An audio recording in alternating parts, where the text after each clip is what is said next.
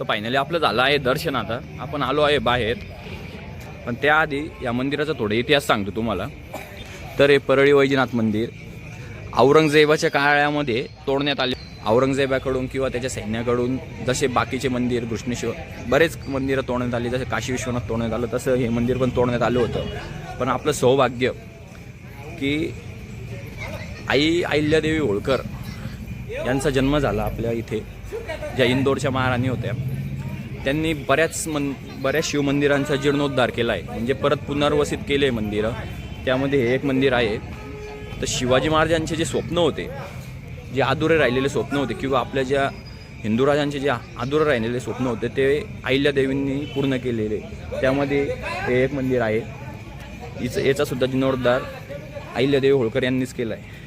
तर आपण हे विसरलं नाही पाहिजे की आपल्या मंदिरांना तोडणारा कोण होता, तो औरंगजेब होता. ती ही गोष्ट कायम आपण लक्षात ठेवली पाहिजे, नाही का.